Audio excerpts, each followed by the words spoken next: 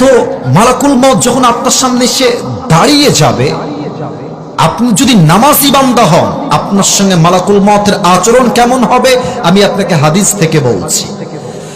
নামাজি বান্দার সামনে যখন মালাকুল মউত আসবে, তার চামড়ার রং হবে ফর্সা সাদা, ধবধবে ফর্সা যুবক হবে।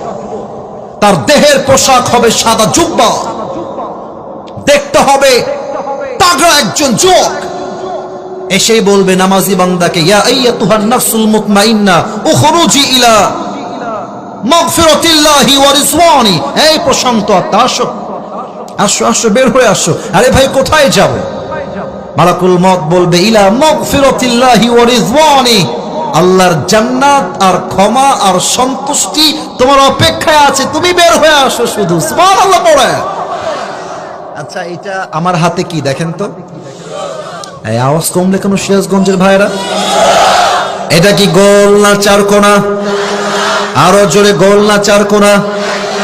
আগে হাদিসটা বলে নেই। কাফাম মিন নাকফানিল জান্নাহ ওয়া হানুত মিন হানুতিল জান্নাহ। আল্লাহর হাবিব বলেছেন, নামাজি যেই মুরব্বি হবে, নামাজি যেই যুবক হবে, আল্লাহ রাব্বুল আলামিন তার রূহকে কবজ করে জান্নাত পর্যন্ত নেওয়ার জন্য জান্নাত থেকে বিশেষ করে একটা স্পেশাল রেশমি রুমালের কাপড় জান্নাত থেকে দুনিয়াতে আল্লাহ পাঠিয়ে দিবে। কোন সুবহানাল্লাহ। এবার আমার ডান হাত দেখেন তো, একটু অভিনয় করবো হাদিসের প্র্যাকটিক্যাল অনুযায়ী। ডান হাত দেখা যায়?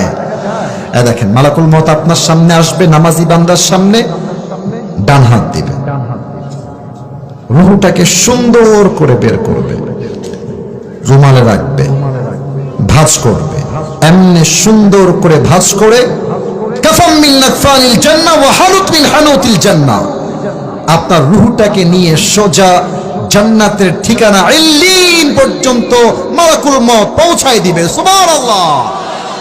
এটা হচ্ছে নামাজি বান্দার মরণ হবে।